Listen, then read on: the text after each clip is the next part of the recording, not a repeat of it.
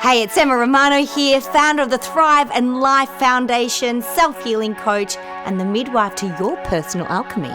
I am Kelly Bowen, founder of the Heaven Within Foundation, CEO of Lifestyle Finance Australia, finance expert, life and business coach. And you are listening to Inspired Conversations, where we talk about the things that really matter. Yes, we go there. We share together what's exciting us, inspiring us, and having the most profound impact on our lives and our clients' lives. And we do this to elevate and inspire you.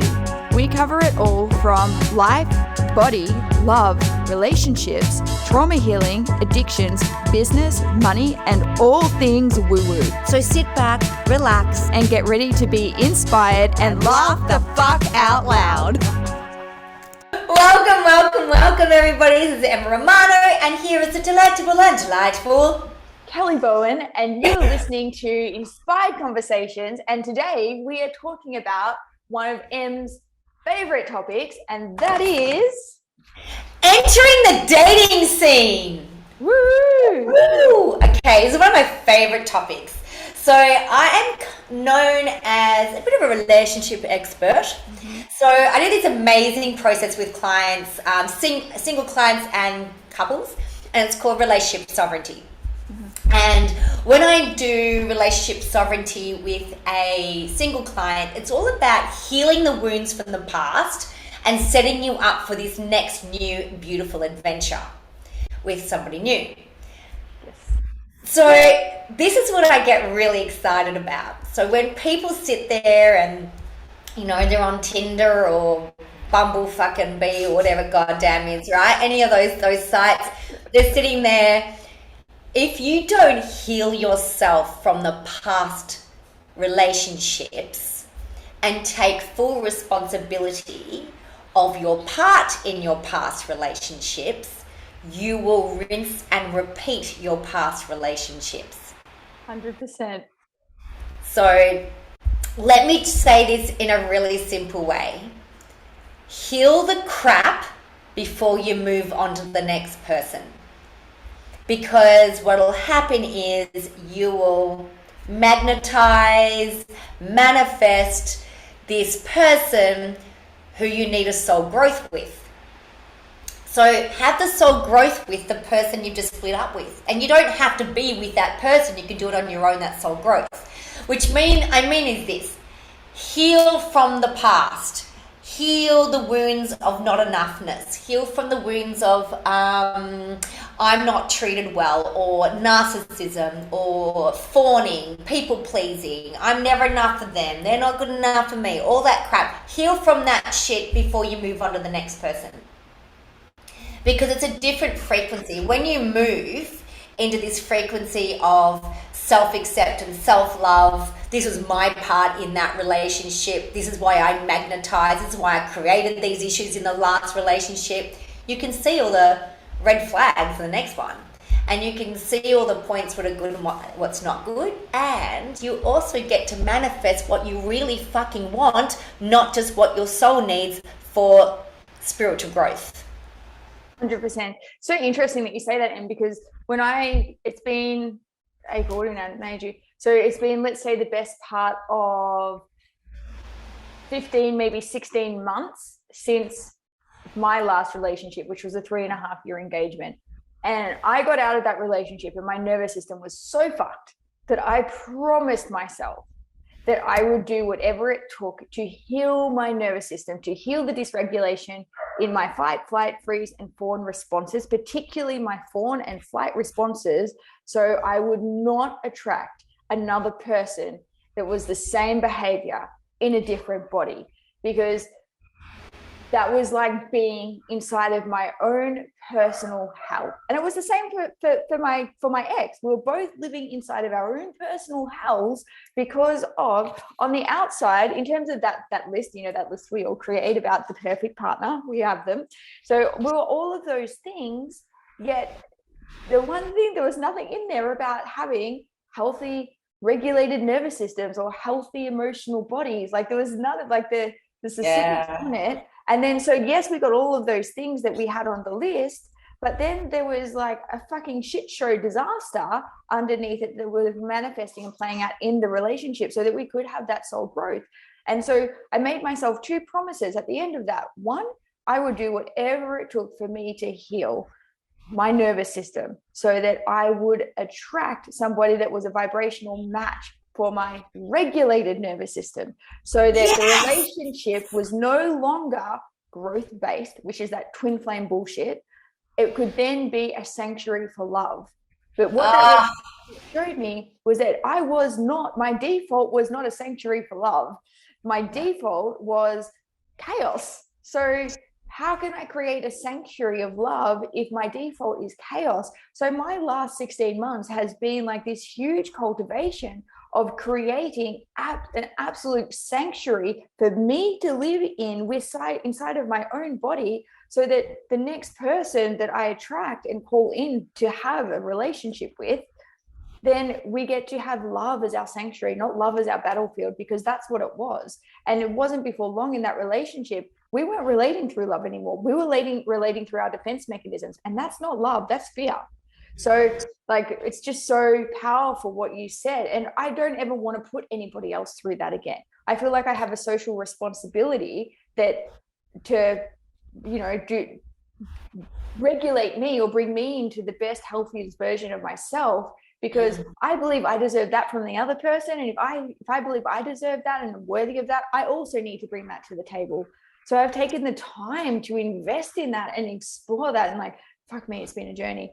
And also the lovers that I've had in between, they've been fucking amazing. Like, I've had really first class experiences with incredible people, and each one gets better and better each time. So that when I do feel like, it is time now to commit to something more serious, then that's available to me. And I know love will be the sanctuary.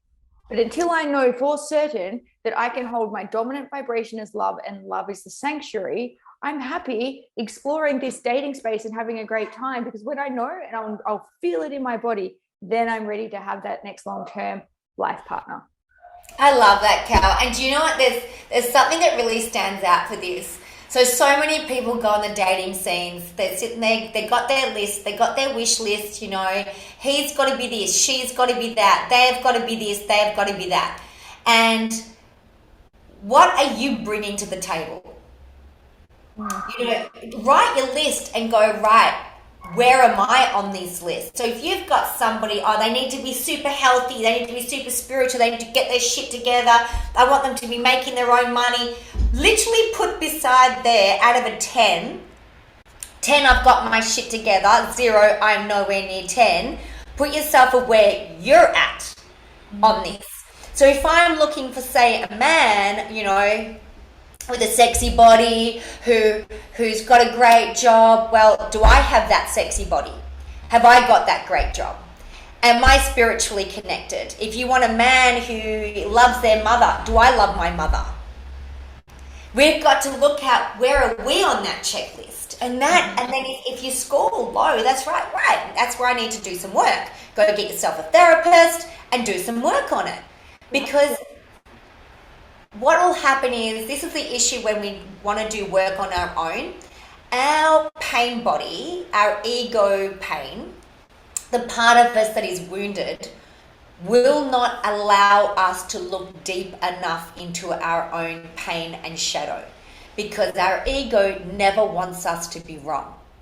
And this is what happens, right, Cal? We'll come out of these relationships and we'll go, that fucking bastard or that bitch, and we'll blame because it feels good.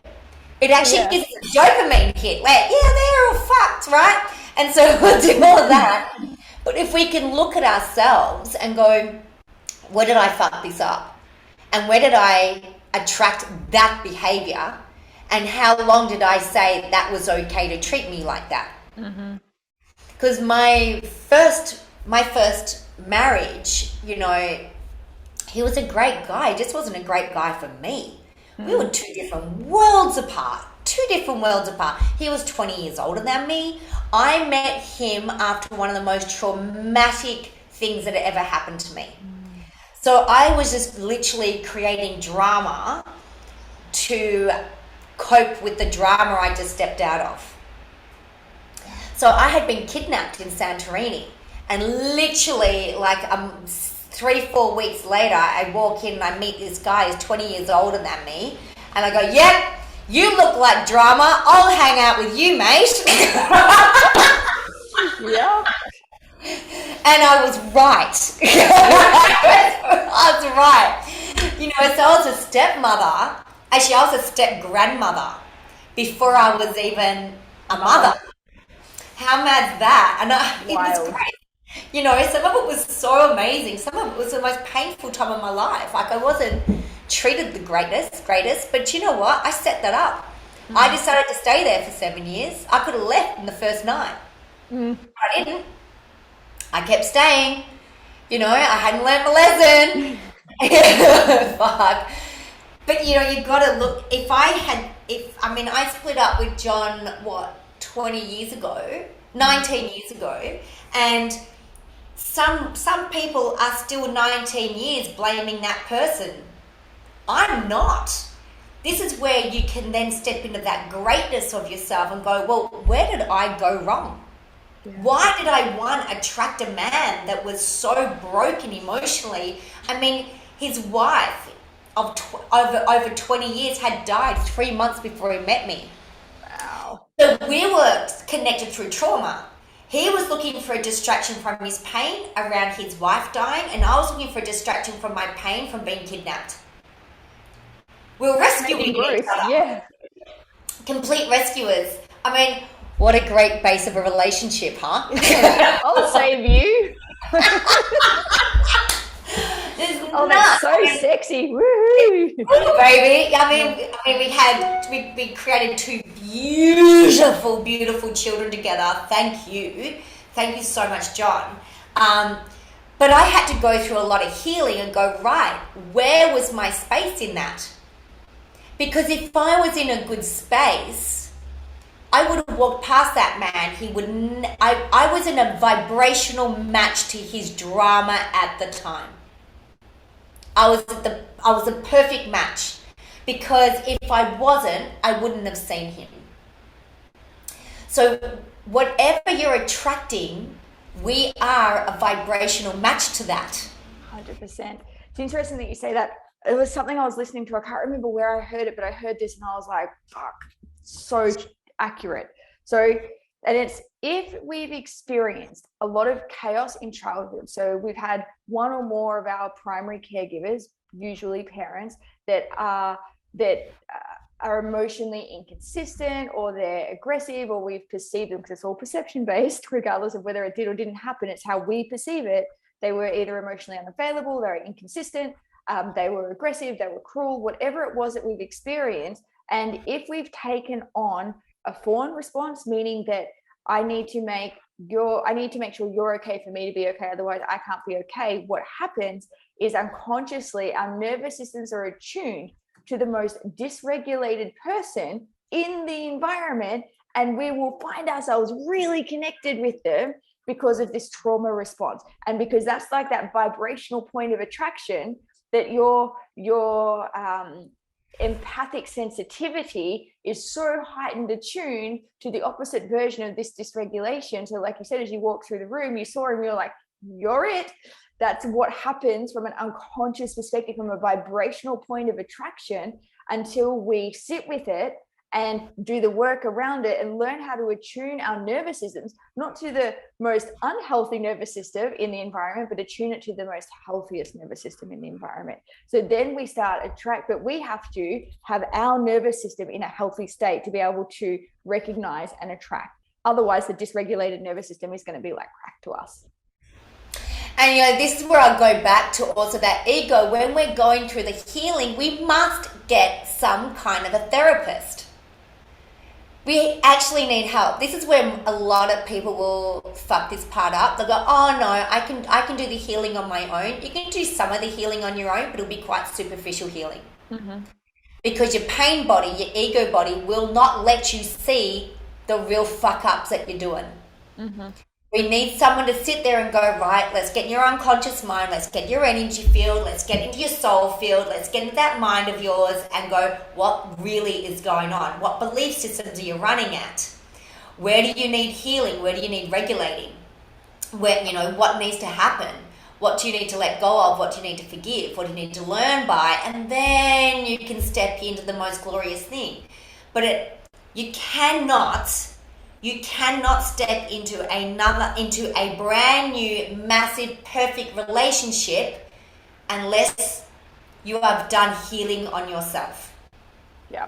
The first 6 months will be a fucking honeymoon, and then shit will starting getting really real after about 6 months. 6 to 9 months. Mine started at the 9-month mark. Yeah. Yeah. 2 years, you've really got the real relationship.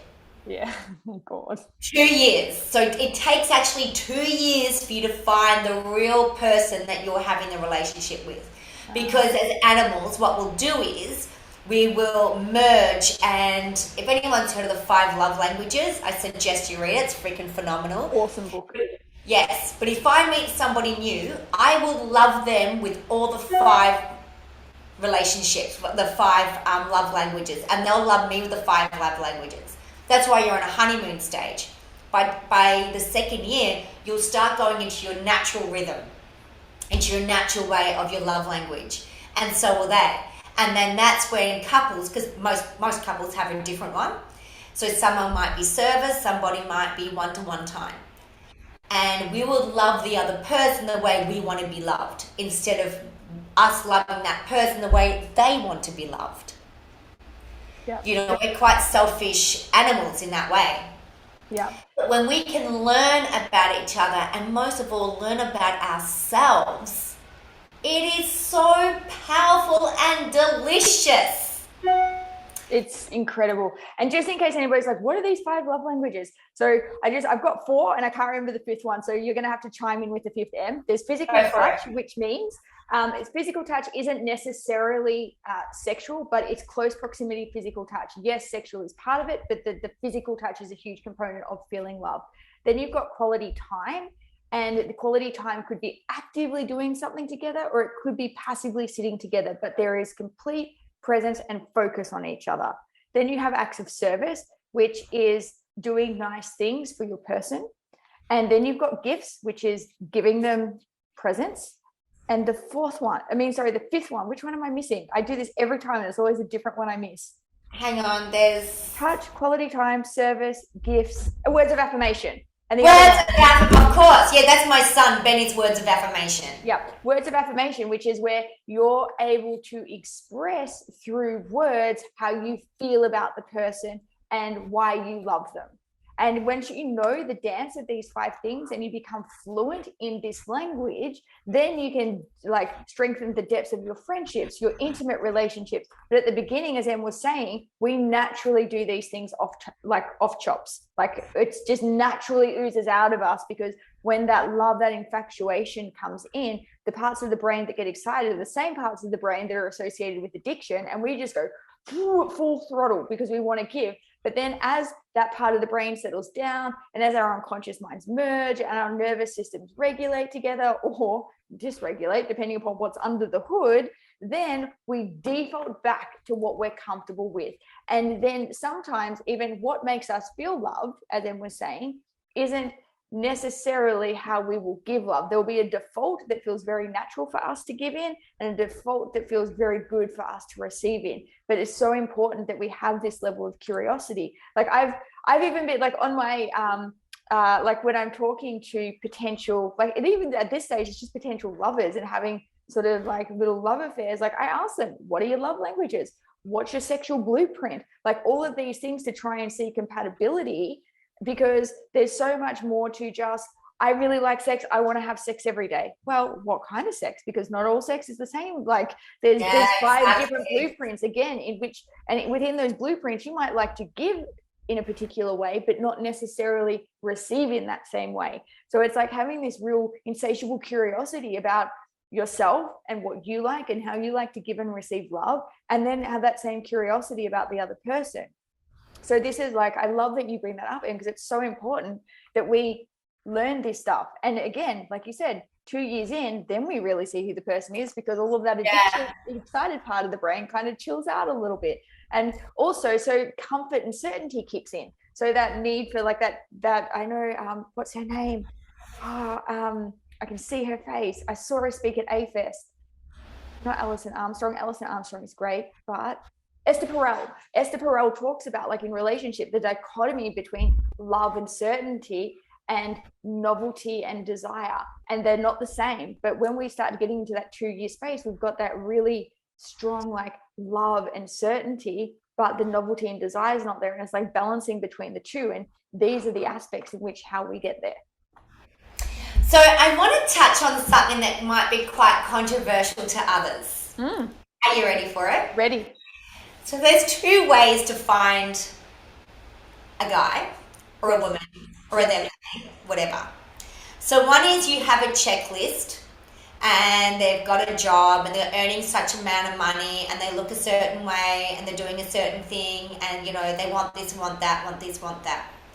The other way is you walk into a room, you look at each other and you have that animal fucking magnetism. You know, you just go, holy fuck, I just want to fuck, I want to climb you like a tree. Right? Yep. Happened the other night when I went to Magic Men. Totally understand. There you go, right?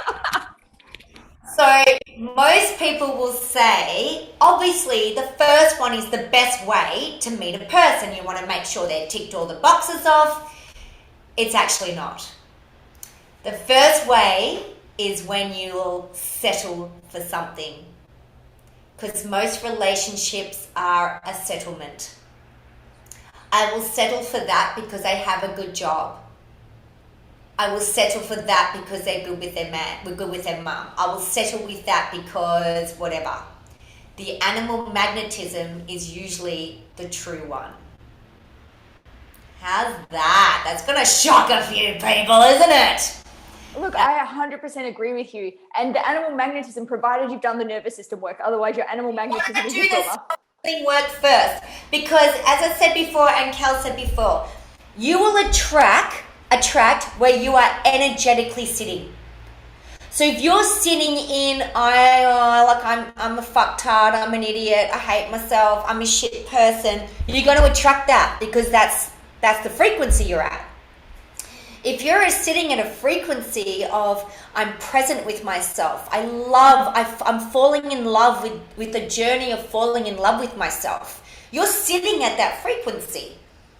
If you're looking for someone, just fix me, you're sitting in that frequency, and that's what you'll attract. You'll attract a complete idiot who'll come in. So you have to do the work. You have to do the work on yourself first. You're far more powerful than you feel, than you imagine, than you can even fathom, because you have the power to do it all. You'll just need some help from someone to unravel it for you, to hold you through it and to guide you through it. That's where you get a therapist, right? You really, I can't drill that in more. Everybody needs help. Yep. And provided you've done that magnetism, yes, it's because your body's, because it's not like when you come into a relationship with someone, this is what you have, like your body has to be in union, your mind in union, your emotions in union, what am I missing? Your spirituality in union. All parts of you have to be in union. And the problem with having a tick box is that you might be great on paper, but that body relationship isn't there. Yes. And whereas, like, if the body relationship is there, then, and the other parts are there, like still on your list, this is what I find to be really helpful. Have what is 100% non-negotiable, must be there. And then have the would like to haves, and then have the hard nose. And this allows you to kind of calibrate to, because I think Abraham Hicks talks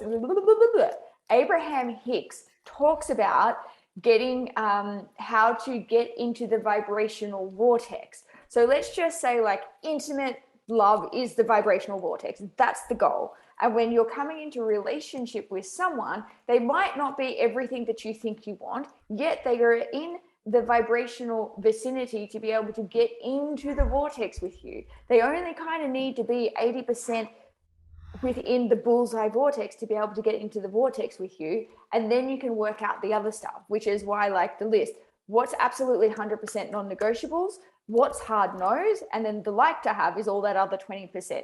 And it also leaves that space for them to bring all sorts of magic. Otherwise, if your list is too perfect, you go out and every person that you have a date with, you're going to be comparing that to that fantasized, idolized version of who you think your perfect partner is. And you've got to remember, like when you create and curate these lists, you create this fantasy partner that always says the right things, that always hugs you the right way, that's always available, that has sex with you just the right way. He's got the perfect penis, or like if you're a man, like if you're into him, like the perfect female body, perfect vagina, like easily orgasmic, all of those things, like all of that is perfect in the fantasy. But every time you go on a date with a real human, it doesn't match up to the fantasy, but because it's a fantasy. People fart, they have stuff going on in their world. Like we need to create, like, as much as it's really important to do the quantum work, but not to get too hung up on those lists, to allow the actual natural connection between you and somebody else to evolve, yet having those safety points along the way so that you know that you're actually moving forward with somebody who is life partner potential, if that's what you want. Or even like, I have criteria for lovers, like they've still got to meet a certain criteria before I'll even consider them. So it's actually like getting really clear on that criteria.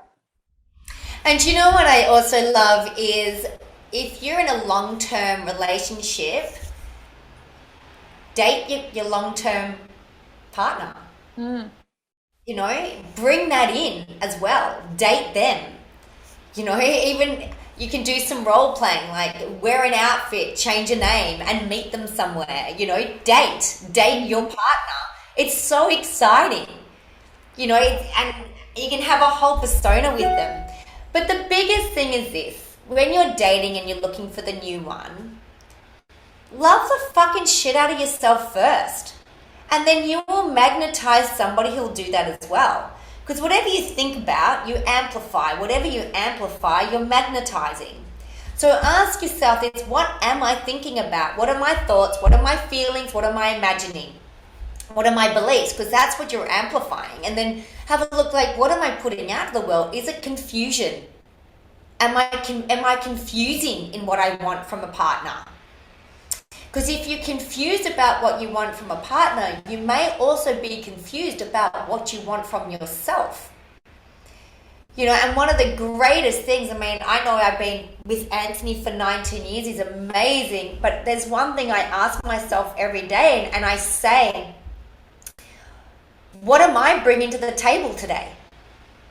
What do I bring to our marriage? And I say that to all my beautiful single people that I work with. I go, what are you bringing to this fantasy person?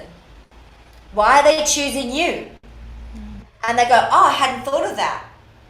Well, you're asking for somebody who's like, I don't know, Jason Momoa wrapped up in fucking, you know, a bow. Would Jason Momoa look at you down the street and go, yep, she's my one? And some people say yes, some people say no. I go, right, if it's a no, what are you going to do about yourself? Do you need to start loving yourself more? What do we need to realize here? What do you need to do? And you know, there's a big thing about doing the whole Tinder thing and all that. So go for it if it's good for you and you want to do the online dating. But where are you doing the online dating? Are you sitting in an old pair of freaking shitty tracksuit pants on the couch with a packet of chips? Because if that's your vibration, that is what you're attracting. True. So, I find on Tinder, if I'm horny, match. Great. Exactly right? If I'm like meh, bored, I don't. But it's like if I'm on Tinder in a horny state, all the hot people appear and they all match and they all chat. It's great. But if I'm in a bored, like if I'm just in bed bored, like just having a flick, none of them are hot. Not interested in anything. None of them reply. None of them match. It's so funny. I would love people listening to this, and I would love to hear the feedback. Get in your best going out outfit. Go get your hair done. Do whatever. Girls, get your makeup done if that's what you're into. Boys, you can too if that's what you're into. Go and get dressed up like you're about to go on the hottest fucking date of your life. Then sit down, even take yourself to a cafe or a fancy restaurant or go sit in a park, then go on a dating app. Be in the vibration of what you want to attract and see how you go. How interesting would that be? Social experiment. I love this. Yeah. We want to hear from everybody. Yes, 100% on that one. And there's because I remember, sorry, Kat, I just want to, I had this beautiful friend and she was at my house. I was running this big event, Family Freedom Protocol Masters, and we were talking about this. And she said, there's just no guys out there on Tinder or Bumblebee. Or is it Bumble? Sorry, not Bumblebee. Oh, yeah, it is. Like it's Bumble, but there's a B, so you can call it Bumblebee. We know what you mean. Yeah. Thank you. And there's also Hinge. Hinge is there's no spiritual men out there. And I'm like, bullshit, because I have 2 sons who are spiritual and I'm married to a spiritual man. That's bullshit. Anyway, she was feeling very spiritual at this particular time. So it was on the second day. And I said to her, right now, go on Bumble and just have a look. She matched with this guy. She ended up dating him with a few months. And he was so full on spiritual. He's a beautiful man.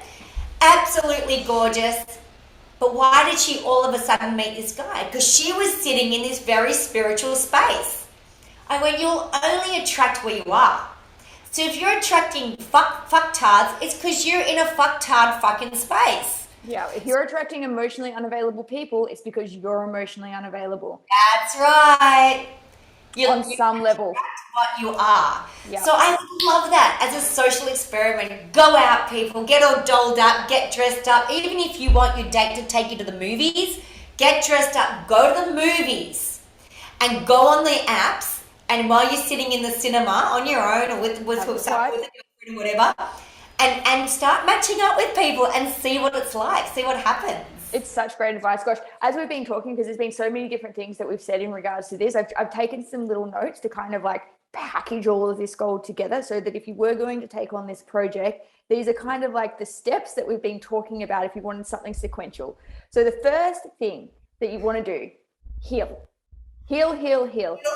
Help, reach out. We are here for you. Em is a master in it. She has like a whole program called Relationship Sovereignty, which will take you from like woe to go on that whole experience and help you really get clear and curate who it is that you want to be with and have you be the person who's bringing that to the table too. Number 2, get really clear on what you want.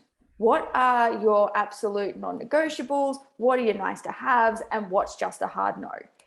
Then get clear on what you're bringing to the table. How are you going to be the match to that? How are you going to be the person that Jason Momoa goes, holy fuck, that's the woman of my dreams, as Em would say. Then get in the vibration of what you're wanting to experience. So if you're wanting to go on a date with somebody, get in that dating space and get on Tinder. If you want to get laid, get horny, go on Tinder. Very effective. Whatever vibration you are in is the kind of person you are going to magnetize to yourself. Then, now once you're in conversation with these people, there's 2 things that I've put in here that I just thought might be worth mentioning. Be present to the effort that people are making in the conversation with you. Be willing to put effort into the conversation, and if they're not matching the same effort back, don't put any more effort in. Next. Or say, hey, like, or call them on it. Like, don't be afraid to call them on it. Like when you're sitting on apps, it's very low commitment. And don't be afraid to ask for what you want. Be willing to put your cards on the table. I think there is nothing more sexy than when somebody says to me exactly what they want, exactly what they're looking for. And when I do the same, because we can either go, yep, awesome, match, let's move forward. Or no, not match, cool, wish you all the best. And just being really clear with that. And that, I think, like if you're wanting to move into the dating space and do it in the most conscious way possible, this would be our process. How does that feel for you, Em? Did I miss anything? Did we? I love it. It's all good, babe. You nailed it. Nailed it. Well done. Guys, thanks so much for listening to this podcast today. We love doing this. So fun. And let us know how you go with the social experiment. Oh my God. With the dating, like, let us know. We love hearing this stuff. We love celebrating with you. We love hearing your stories. If there's anything that we've mentioned here that you'd like to hear us talk more about on the topic, by all means, like drop it in the comments, PM us in the Inspired Conversations Facebook group. Let us know. As much as this show is for us to talk about the cool shit that we love, it's for you. Yay! We love you guys. Thanks so much. Mwah.